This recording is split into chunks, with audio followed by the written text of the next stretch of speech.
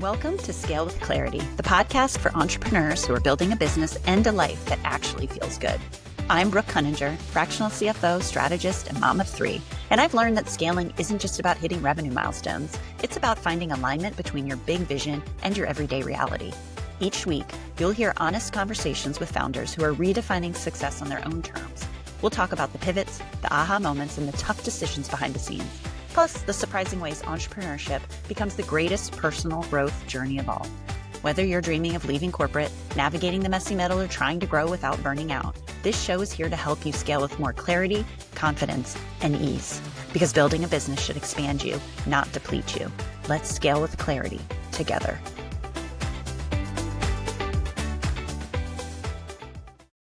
Hi, Corinne. Hello. Thank you for being on the podcast. I appreciate you being here. I'm so excited to be here. I think we have so many great life conversations. It's exciting to be able to share it. I couldn't agree. And I can't we're going to get into all those because I feel like once we met, we overlap in a lot of ways, especially some of the things we're working on, some of our background, our thoughts, and also where we want to go. And when I was thinking of this conversation, I was really excited for just the number of things that we could dive into. And I was like, where do I want to start with you? Because you have such a wealth of information to share. And I was thinking about, at least from an external point of view of me, watching you on the conversations we have, LinkedIn, where I know you're active, your community and the stuff you do, you are the epitome of kind of that woman that we want to embrace, which is, I know you're caring for aging parents. You still have kids that are somewhat dependent on you.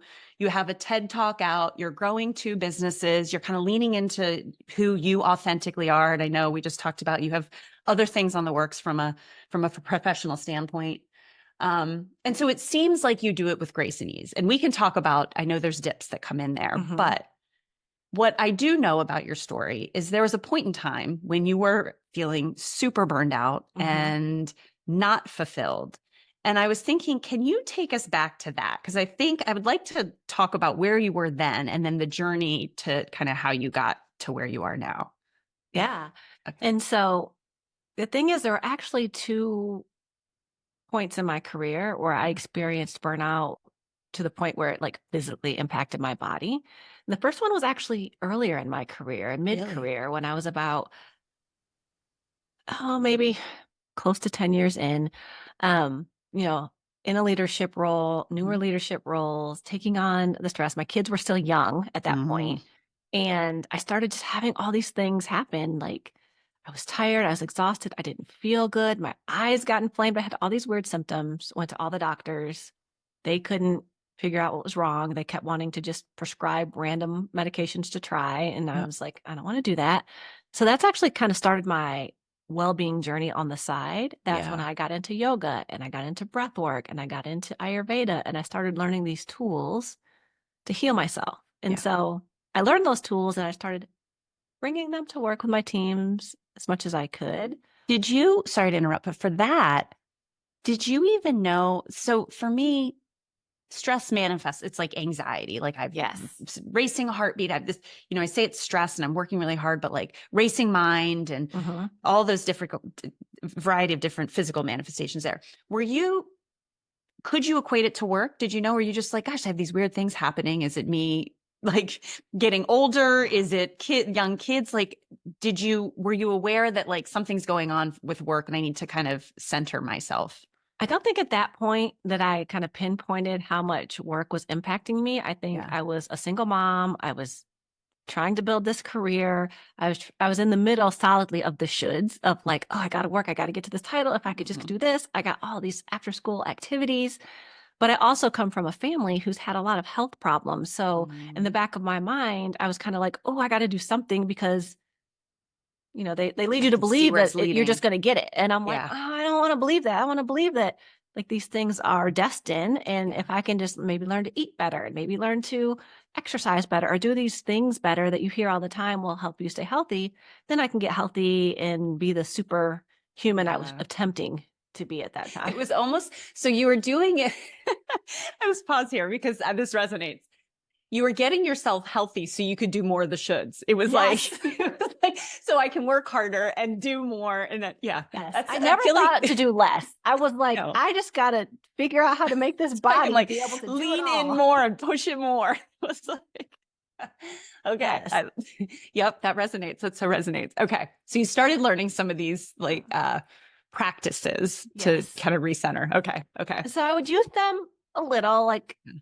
I didn't get full into the practice as I am at this stage in life, but I would use them. I would tell a lot of people about them, like people on my teams, and it would help. But I was, especially as a leader, always feeling like I have to be there for everyone else, not only my kids, but my team. Mhm. And like it's all on me. That's just kind of the pressure that I realize now I was putting on myself. And so chug, chug, chug, chug, Yeah.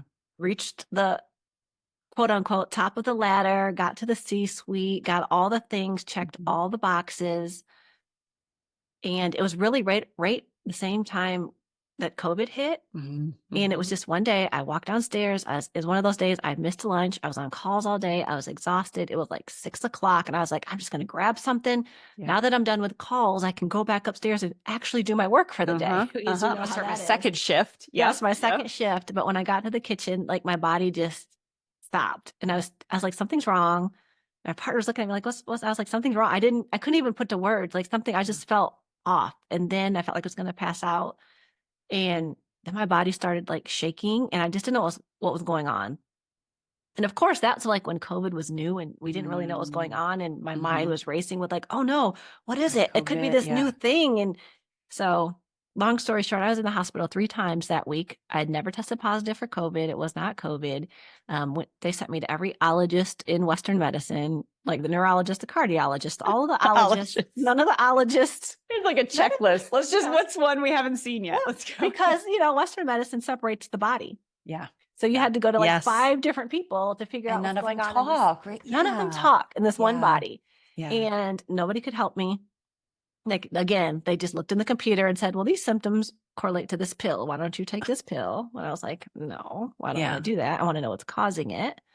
So I went to a functional doctor and she was able to help pinpoint the fact that my body was shut down. I had been in a fight and flight for way too long. So when we are like at work and stressed out, and even the language we use, we're like, oh, I was putting out fires all day at work. Like our body doesn't know the difference between a fire that's actually going to hurt us Mm-hmm. or like running an ad. Like that's Yeah. not actually Yeah. a Yeah. fire, but my body had stopped functioning because when we're in that state and our sympathetic nervous system is turned on, it turns off a lot of things to be Yeah. able to put the energy where we would need to like fight or run. And it just becomes your normal, right? So you don't even know that you've Yeah. heightened and then you go down. If you're always up in that, I almost equate it to when I was in that state.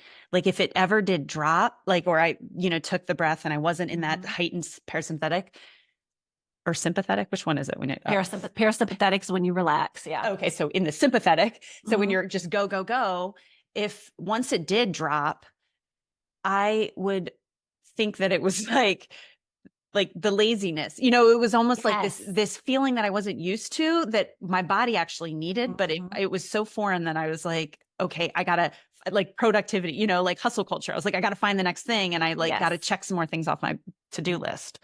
Yeah. I would almost feel guilty about rest. Yeah. But my body was like whispering to me all along. Like I would keep having these little things and I didn't listen and I kept pushing. And then it had to like roar and shut down for me to be like, oh, you were trying to tell me something. Yeah. Let me start to listen.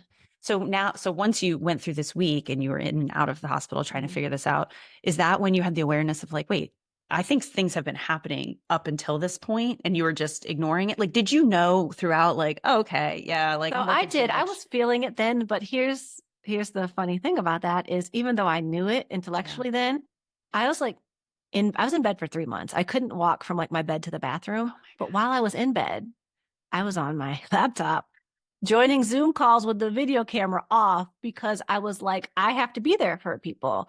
Things aren't going to happen if I'm not there until the point where I wasn't getting better. And I started like, I had my computer and then I was like updating all my passwords so my kids could get into stuff in case I didn't wake up one day. Like it was like this.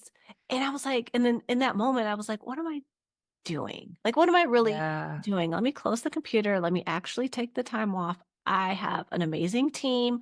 I had an amazing team of leaders underneath me. and they got it. Like, it's okay. Work's going to be there. But it was really hard for me Yeah. to allow myself to heal because I had to step away and to truly heal and to truly take care of myself. I mean, just hearing the story too, because I mean, you can step out and like and be like, of course, but again, what resonates is like for you when you were say in bed, can't do it, but I just am gonna, I mean, how many of us like post baby or post surgery or whatever, you're just like, oh, just check in. I remember after my first child, I was on I had maternity leave. I was supposed to be with my baby who was in the NICU for a couple of days. So he was home by that point. But we had like weekly calls, like team calls. And I was like, I'll just call in and be silent just so I can keep Yes. up to date on Yes. what's going on. So there's, I mean, different levels of it, but it's so crazy. And I'm looking back and I wonder for you, thinking about that time, what was I know we say the shoulds, but Mhm. was it that work was so dependent on you that it would come crashing down if you weren't there? Was it that it was your identity and you're like, if I'm not there, people will be angry with me? Like what because you have that and this Mhm. idea that work can't, go on without me, but you're literally updating your computer for your kids to be able to go on without you, so it's like, Yeah. and it resonates for me, but I'm curious for you, like Mhm. what part of that was like, I got to be there for work, and Yeah. or do you even know yet? So I really tapped into that when I actually left. Yeah. So I didn't leave corporate at that point in time. I did start setting up a lot more boundaries, and I was able to design my day in a way that was a bit healthier. I had left and went to another role, searching for that thing that felt a little bit more aligned with like my mission and who I want to be in this world. And it was really focused on like helping marginalized folks get better careers and flexibility. And so that was like, oh, this will help fill my cup a little bit more. Yeah. Um, but I still had these habits. And so we have these habits and it becomes our normal of overworking becomes our normal and Mhm. our habits. And when I did leave corporate, with nothing else lined up for the first time since I'd ever started working when I was like 14, Yep. that first week of not having IMs or emails or anything on my calendar, the first day I was like, "Oh, yeah, I get to." So But good. even by Yeah. the end of the first day, I found myself feeling like, "Oh, okay, I can't just sit here and be lazy." Yeah. Oh, and I realized that I was so accustomed to the feeling of the pressure that I Mhm. started making up things for me to Mhm. do Yeah.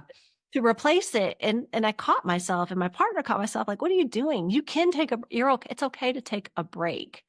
And, like, also consciously, I recognized that this was such a gift because not everyone is in a position where they can, like, take a break and financially still be able to take care of themselves and their family and all of the things on their plate, and so I knew I was in this privileged place and had this gift of being able to give myself a real break.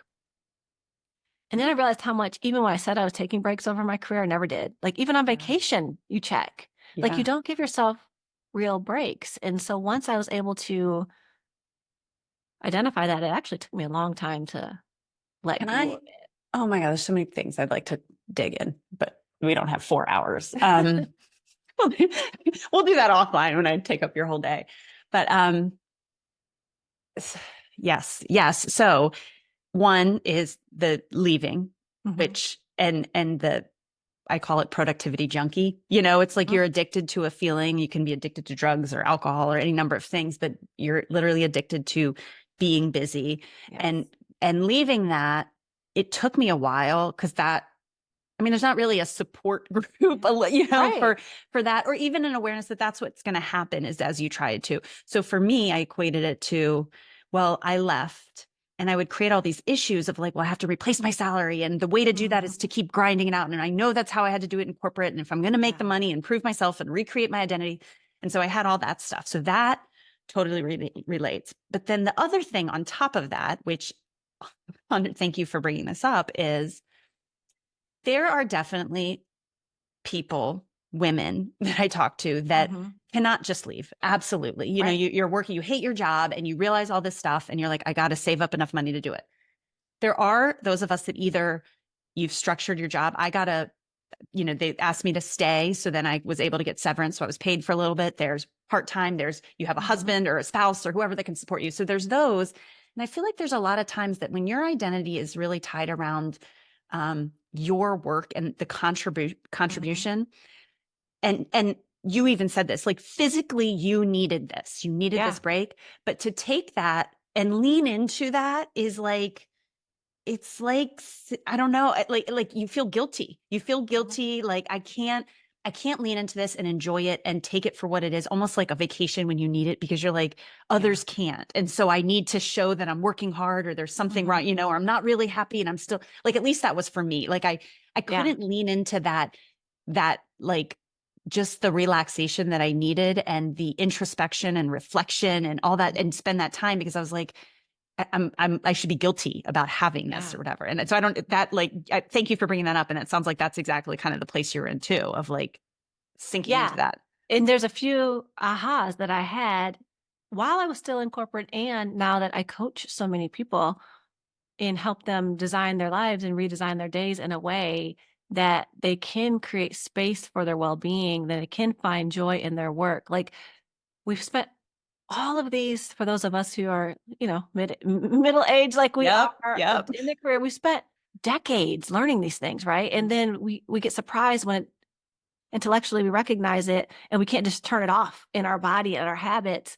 But also, not only have we spent a lot of time, it's been reinforced by society. Like we grew up in the sleep when I die, hustle, grind as a badge of honor. Like that was the thing to strive for. Like saying I am busy was like a good thing. Doesn't matter. As long as I'm busy, I'm busy. I could be busy, treading water, but I'm busy, so it must be good. Digging this hole in the yard that we don't need, but I'm just gonna keep busy, like moving. Yep. And I think one of the things now is that I think there's especially women who feel like, well, the only way I could be happy is if I quit my job or I went and start my own business, but that's impossible for me. And it's not meant for everyone. Like some people, that's their journey, but also you can find like the joy and the happiness and the rest and the well-being in whatever situation you're in. But it starts with your mindset and like rethinking and reframing and redefining success and unlearning all of the shoulds that have been put on you. Like, well, let's strip that away and understand, like, well, what actually do I want? And like especially at this point in life, when for some of us, we might have more career years behind us than in front of us. What do we really want to do? And how do we want to spend our lives so we're not looking back with regrets at the end? Did you know, it's such a good point. And I'm curious, did you know before you left your corporate career for good, well, for now, in this season, you had said that you first made a change to a different job with you had created better boundaries and was more aligned with your passions.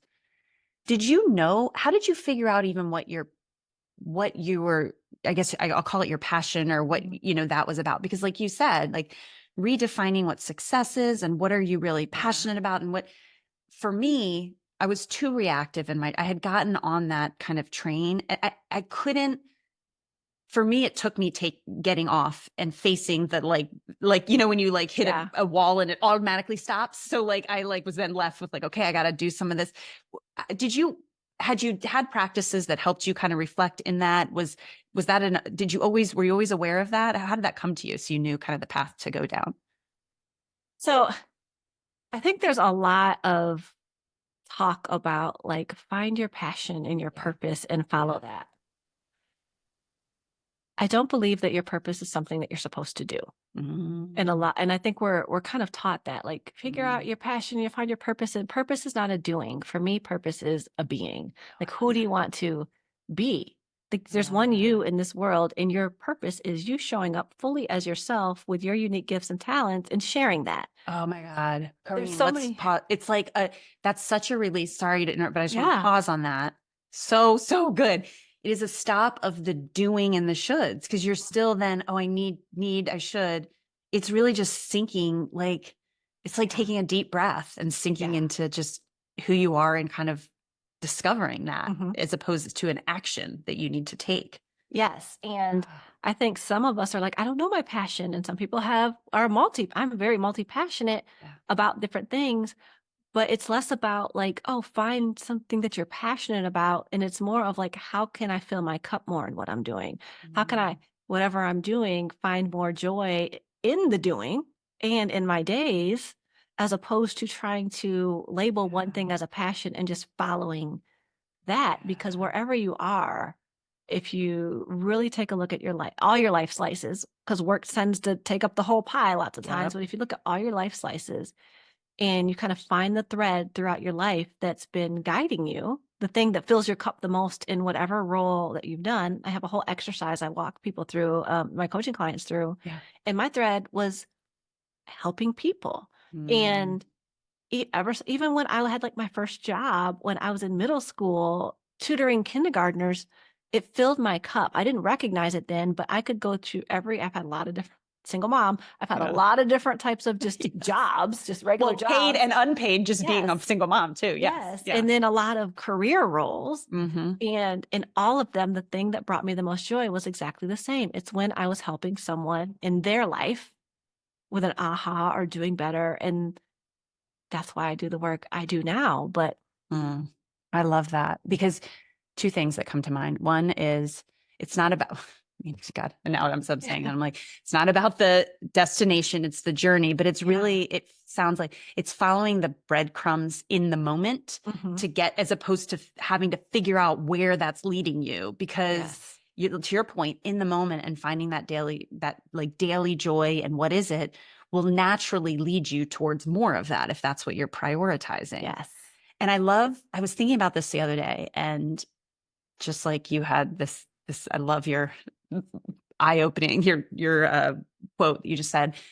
For me, I was thinking about it. I was like, I do believe that even if you're in a job for 20 years, you're like, nope, I hate it. This is not for me. I've always hated it. It's not. Mhm.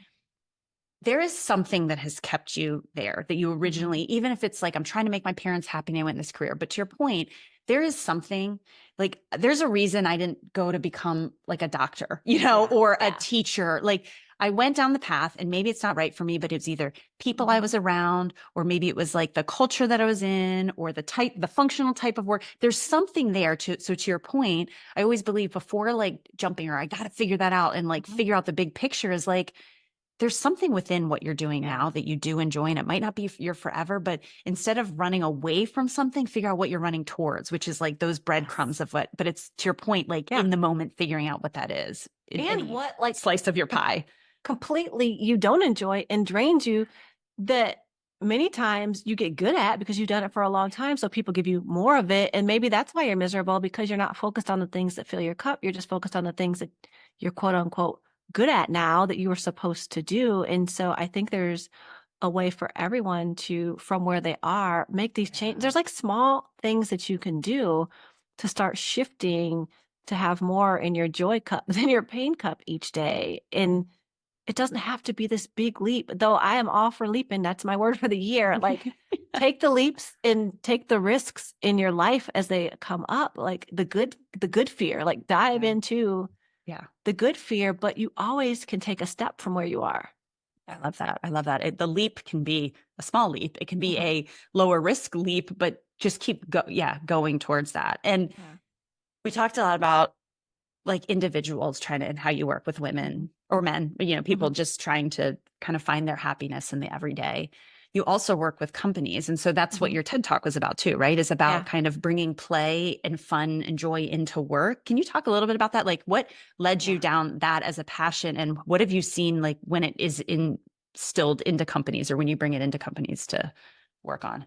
Yeah, so I've been doing improv for like 15 I years. love It that. started with just a class that one of my friends wanted me to go with, and I went. She didn't go, but I loved it, and I stayed in it. That is like the universe saying this is what you need. Yes. That's when you look back, you don't know why, Yep. but you're like, of It course. it Yep. it was Yep. guiding me, and and I didn't know until when I got sick during COVID, because during COVID everything shut down. Yeah.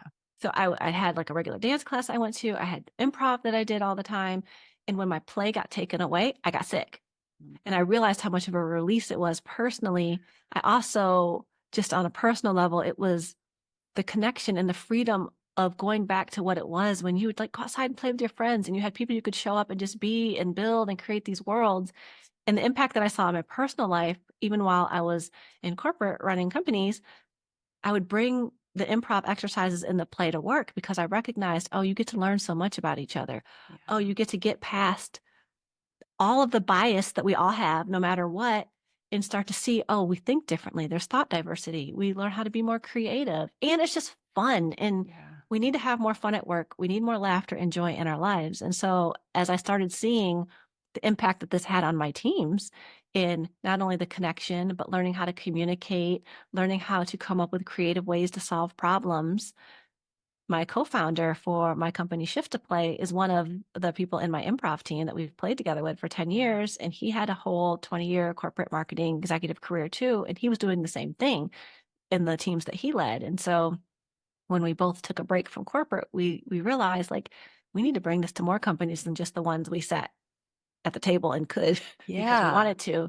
And so we developed a framework that incorporates a lot of our things that we learned from improv and comedy, but also of mindfulness and well-being to be able to take it to companies and bring more play to work to help just create better cultures, create better connection, and bring like more joy and fun to work. We spend too much time working and it I shouldn't love all that. be serious and hard. Well, it's like you said, like if the pie, I mean, the pie, that your whole pie, the piece, the work piece of your pie should not be 90% of your, but oftentimes it gets to be inordinately bigger than the rest. And so if you don't have, like you said, play and fun and joy is so important. And I always think about like the pyramid of like your hierarchy of needs, but it's like your emotional needs. And like you can't get to that creative spot, which you need from a professional standpoint too, until you have everything like your base layers met. And then that's like the fun is what brings the the joy and the new ideas and the brainstorming and also just the bonding in a different way with your teammates, like you said, which is so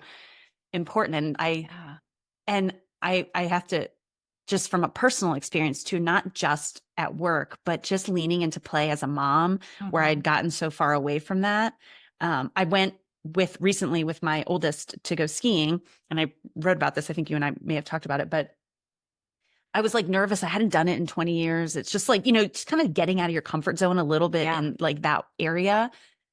But being outside, I was outside. I was just like leaning into something that wasn't comfortable to me, but it was more physically taxing than mentally taxing, which is what I usually do. And after a day of it, I was just naturally on this high that I hadn't felt in forever. And it wasn't coffee induced, or just like, and it had been a while since, and I'm still, it's hard to articulate, but I've done that when I've gone like climbing or just like leaning into what for me is fun is like outdoor adventures is just this like release of this like heaviness on my shoulders. I'm thinking about oh, I got to take care of the kids and I got to be there. Cause usually I'll take them to lessons and I'll watch and I'll carry the bags. And anyway, so I equate that and that the feeling that came in. And if you can bring that into your everyday life, whether through your job or just to like working with individuals, like how much that has to open up, like we said, the breadcrumbs of what comes next and like just realizing what that feeling even feels like again. And like you want more of it naturally. Yes. And I talk a lot about in my TED Talk, just kind of the science behind what play does to us as humans. And just the fact alone that you cannot become a fully functioning adult if you don't have play as a child. Like play is how we learn. Play is how our brain makes the connections. You have to play to become a fully functional adult. And then as we start to become an adult, we're told to stop playing. So it's like almost like we're being told, okay, now stop learning and growing. Stop developing. Just stay here. But then you're working for all these companies that are like learn and grow and develop and be creative. Think outside the box, be creative, come up with a new way to do this. Yeah. But don't do the one thing that's going to allow you to do all those things. Gosh, that's so true. I've never thought of it. It's so true. Yeah. I was actually talking to my middle child who's 9, but he was talking about just whatever, just school sometimes has, like you're supposed to play, but there's a right way and a wrong way. It's kind of the beginnings of, and he was like, I don't agree with that. And I was like, well, honey, sometimes you have to follow the rules a little bit, but don't ever lose your like need to think outside the box and think of a different way to be able to solve that problem. And like, there is this line of like leaning into that and you need to be able to sink into the play. So I love that. When you go into companies, is it like a day long? Do you do like, how do you work with Yeah. groups or individuals? Like how do you guys work with them to bring So it into them? we do. We work with individuals and like leaders and groups, and we do custom workshops, and sometimes we'll do Mm, full programs. So we have like a client that we've worked with for over a year, and we do custom in-person, like half day or full day workshops, and then we do virtual programs to really I love help that. continue to grow and evolve their culture. And it adds so much value that we continue to just keep building upon whatever their team needs. So when we're working with teams, we come in and say, okay, how is your team doing? What are some of the challenges? What are some of the things that you might be struggling with? What are some of the things that you are looking to build and create? And we build custom play workshops to get the team together. And sometimes we just go in for fun. Sometimes it's just, hey, we have an offsite and we want to have fun. And they'll bring us in just thinking, oh, we're going to do this fun team thing. But we're always weaving in learning and growing and self awareness and understanding bias. So everyone always leaves with these huge ahas and these new ways of seeing each other and Oh, tips I and love tools that that. they can take back into everyday work. I love that. I think people are, I mean, so many people I know in their companies that are trying to think of like, how can we do offsite? You know, there's cost cutting and stuff, but how can we do it differently and more innovative? And especially with the remote work, I Mhm. feel like that's such a big thing now is like, how do we create those connections when we do come together in a different way? Because people aren't getting the natural ones a lot with, you know, some still remote or virtual or coming in on different days. And so I love that as a kind of an underlying, it's not a Mhm. force like let's, you know, icebreaker. Yeah. It's more, it's like let's have fun, and Mhm. underlying is we're really getting to learn each other. So I love that. Okay, last question for you, and then I want to hear how people can Mhm. you know, kind of reach out to you and if all this stuff resonates. But I'm curious through your journey too. And so leaning into where you are now, and I know as I'm learning, it's never done. Like there's like more and more, there's always more change. But from where you were before, like this is probably the wrong way to say it, but what are you not worrying about anymore? Like when you sink into where you are now and Mhm. just the different works, like versus where you were before, tell me like what's the biggest like worry release that you've kind of let go of? I think it's not worrying about what people think. And very specifically in the context of the shoulds. I I love think that. at this age and this experience level, spending so much of my life and my career trying to fit a mold to not only feel like I belong and accepted, which can be hard in a career where many times I was the double only in the room, the only woman, Yeah. the only Black person. Yeah. There was a lot of molding myself and Mhm. and just knowing I had to show up in a way to even be accepted in the room, not only to make a difference and keeping parts of myself off to the side. And Yeah. maybe you see that part of myself. It just even the fact that it took me until like leaving corporate like last year, even adding all of my comedy experience to my LinkedIn because I'm like, Yeah. oh, that don't count. But like I was have professional experience Yeah. in comedy and in sketch writing and in improv. But Yeah. I felt like that had to be separate from my professional persona, even though I brought it to work every day. And so it's like, but no, let me just show up as my whole me, as my authentic Oh my self. God.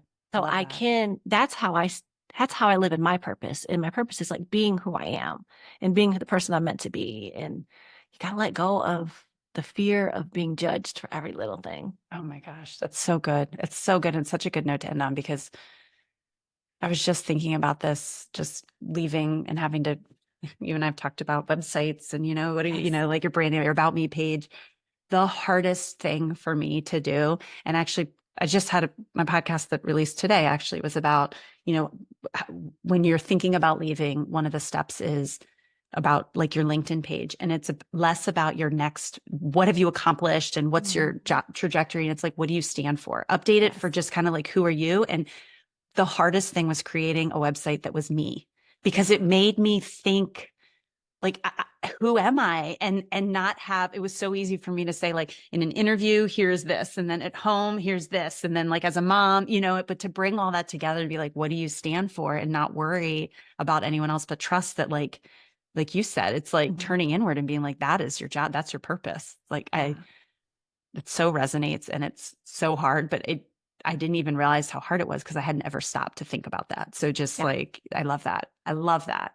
Okay. So if anybody wants, so if somebody's in a business right now and they're like, we need you guys to come in and work with us, how can they reach out to you for that? Or if they're an individual, a man or woman who's like, I need to find more joy in my life, can you work with me one-on-one? How does anyone reach out to you? Well, the easiest way is just ping me on LinkedIn. I'm always on LinkedIn, and most professionals are on LinkedIn. But to find out more about the different ways you can work with me and to find a path to both of my companies, Shift to Play and the Life Is Project, you can just go to my personal website, CoreanCanty.com. And under Work With Me, you will have a link to Shift to Play, which is also its own website, and the Life Is Project, which is also its own website. But to make it easy, one-stop shop, but always just reach out. Reach out to me on social media, and I'm happy to chat. And you are very active, providing such great and insight. Yes. You can listen to my podcast. Yes, and your podcast. And you can listen to my podcast, Remember to Live, wherever you listen to your podcasts. And I know this is the part where we have a lot in common because my podcast is about like, how do we remember to live, especially at this phase in life? You know what? I feel like the more we're all on this journey, and so the more there's just conversations around it, which is like, I heard, what you're posting on LinkedIn too, which so resonates with me and where I am. And then just like your podcast too. So I'm like, we just need to have like more and more of these conversations because you can hear it, but then making that change, as we know, is like, I just need like daily, like almost hourly reminders of like, this is normal and keep doing this and you're on the right path, and it's scary, but it's bringing you to a better place. So thank you. I'll put all that in the show notes. Thank you for what you're doing. I think it's amazing. And more people that can just like lean into their true selves, figure out what their true selves are, realize that they're in a burnout place. And it doesn't mean leaving where you are. It's just, making the small shifts, like you said, to just kind of tap into that is so important. So thank you. Thank you for being on here. I appreciate it.